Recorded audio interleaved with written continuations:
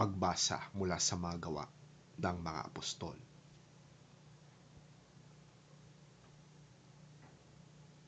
Iniharap nila sa Sanhedrin ang mga apostol at siniyasat sila ng pinakapunong pari. Sinabi niya, "Hindi ba't mahigpit namin kayong pinagbawalang mangaral sa pangalan ng Jesus na yan?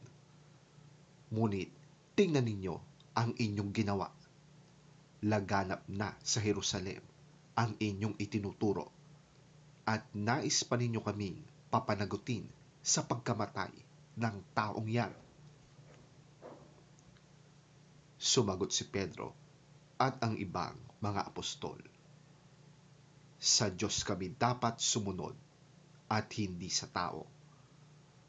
Ang Diyos ng ating mga ninuno ang muling bumuhay kay Jesus na pinatay ninyo nang siya'y inyong ipapako sa krus. Iniakyat siya ng Diyos sa kanyang kanan bilang tagapanguna at tagapagligtas upang bigyan ang mga Israelita ng pagkakataong magsisi at tumalikod sa kasalanan at nang sa gayon ay magkamit sila ng kapatawaran. Saksi kami sa mga bagay na ito, kami at ang Espiritu Santo na ipinagkaloob ng Diyos sa mga sumusunod sa Kanya."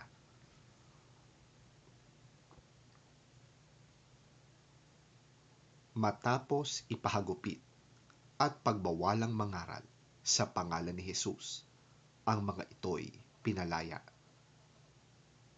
Nilisan ng mga apostol ang Sanhedrin at sila'y galak na galak sapagkat minarapat ng Diyos na sila'y magdanas ng panlalait alang-alang sa pangalan ni Jesus.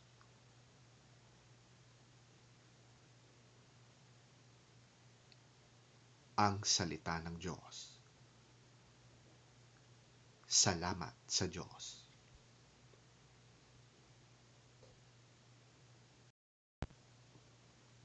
Pagbasa mula sa aklat ng pahayag.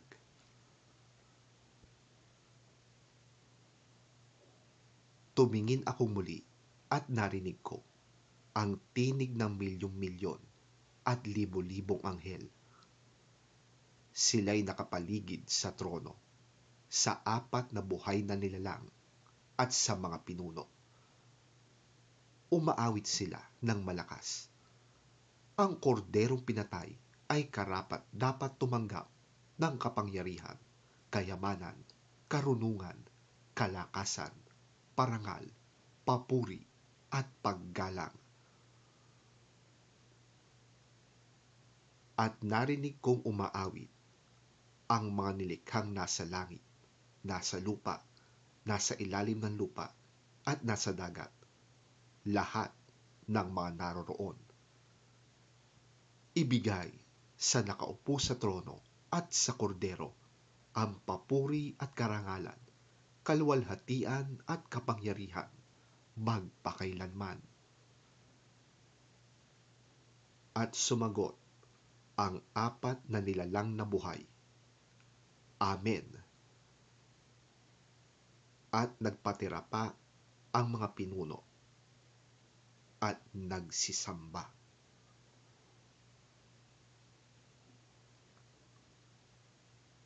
Ang salita ng Diyos. Salamat sa Diyos.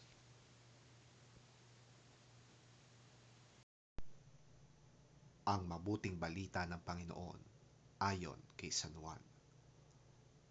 Papuri sa iyo, Panginoon. Pagkatapos nito, muling nagpakita si Jesus sa mga alagad sa tabi ng lawa ng Tiberias.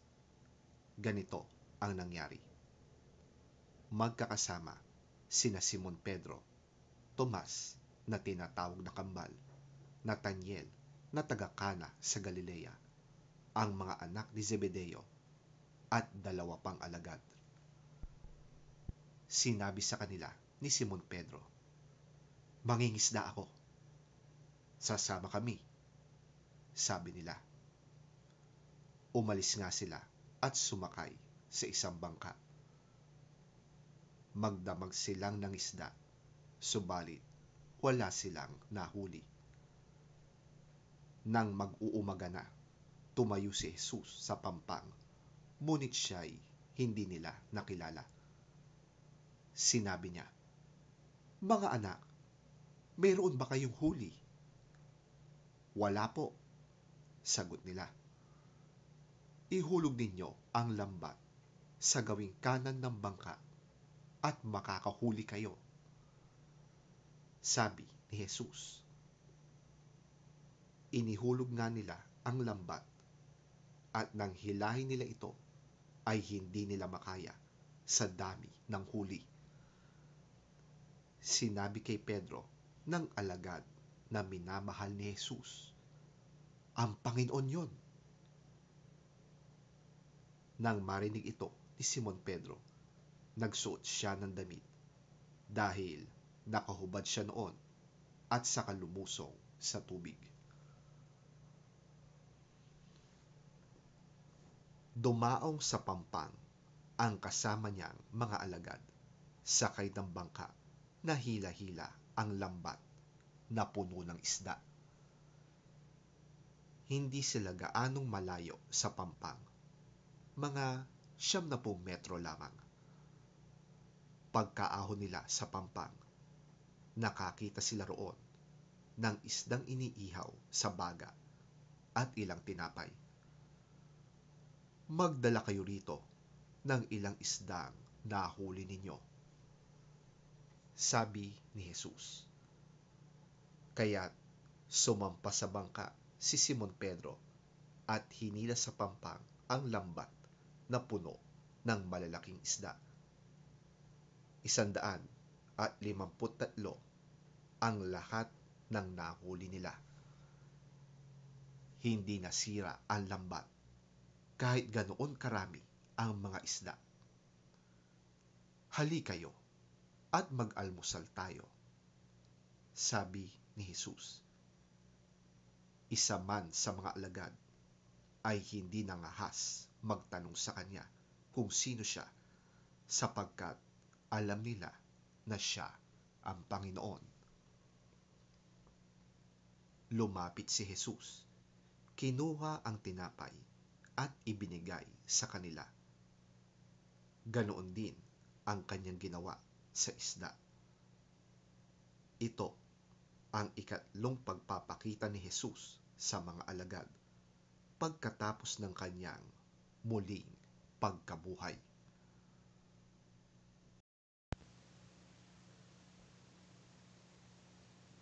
Pagkakain nila, tinanong ni Jesus si Simon Pedro, "Simon, anak ni Juan, iniibig mo ba ako ng higit sa mga ito?" "Opo, Panginoon, alam ninyong mahal ko kayo," tugon niya. Sinabi sa kanya ni Jesus, "Kung gayon, pakainin mo ang aking mga tupa." Muli siyang tinanong ni Jesus, "Simon, anak ni Juan, iniibig mo ba ako?" Sumagot si Pedro, "Opo, Panginoon, alam ninyong mahal ko kayo." Sabi ni Jesus, "Alagaan mo ang aking mga tupa." Pangatlong ulit na tinanong siya ni Jesus, "Simon, anak ni Juan, mahal mo ba ako?" Nalungkot si Pedro sapagkat 3 beses siyang tinanong ng, "Mahal mo ba ako?" At sumagot siya, "Panginoon, alam po ninyo ang lahat ng bagay. Alam ninyong mahal ko kayo." Sinabi sa kanya ni Jesus, "Pakainin mo ang aking mga tupa." Pakatandaan mo, noong bata ka pa, ikaw ang nagbibihis sa iyong sarili at pumupunta ka kung saan mo gusto.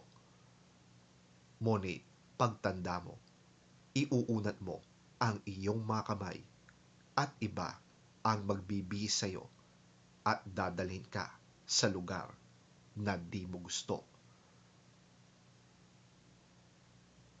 Sinabi niya ito upang ipahiwatig kung paanong mamamatay si Pedro at kung paano niya pararangalan ang Diyos. Pagkatapos, sinabi sa kanya ni Jesus, "Sumunod ka sa akin."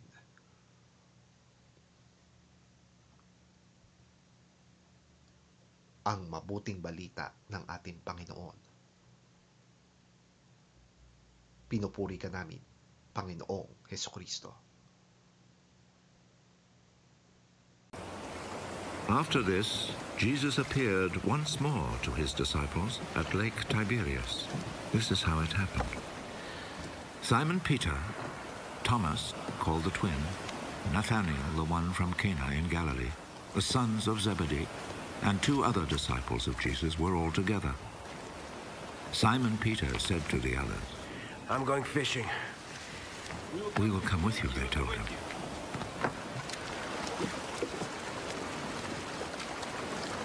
So they went out in a boat, but all that night they did not catch a thing.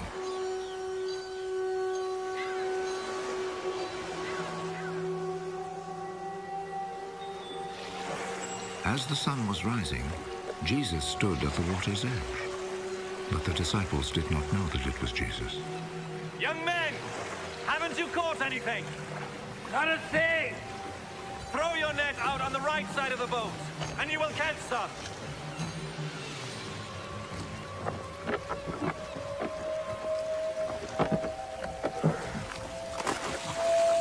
So they threw the net out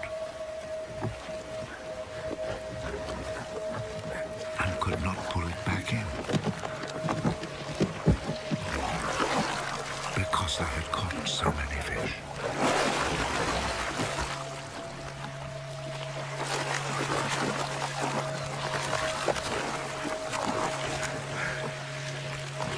The disciple whom Jesus loved said to Peter, It is the Lord.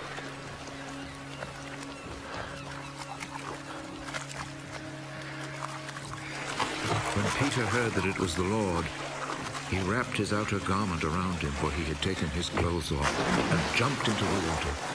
The other disciples came to shore in the boat, pulling the net full of fish. They were not very far from land, about 100 yards away. When they stepped ashore, they saw a charcoal fire there with fish on it and some bread.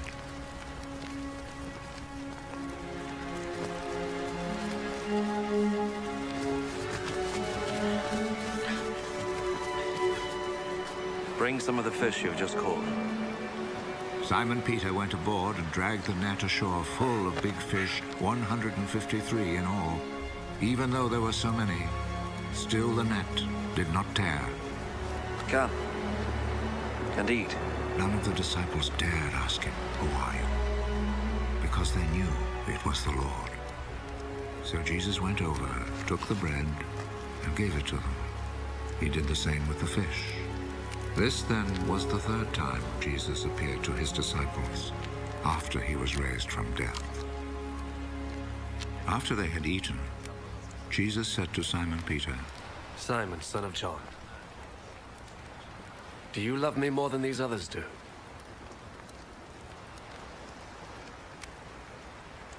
Yes, Lord. You know that I love you. Take care of my lambs. A second time, Jesus said to him, Simon, son of John, do you love me? Yes, Lord. You know that I love you. Take care of my sheep. A third time, Jesus said, Simon, son of John, do you love me?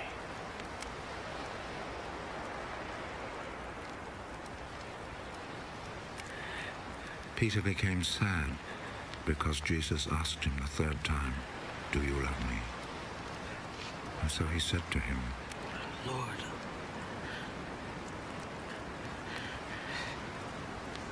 you know everything.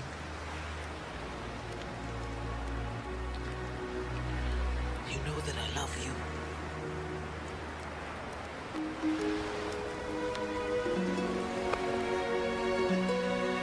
Take care of my sheep.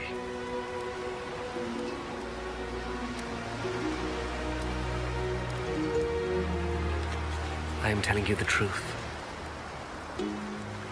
When you were young, you used to get ready and go anywhere you wanted to.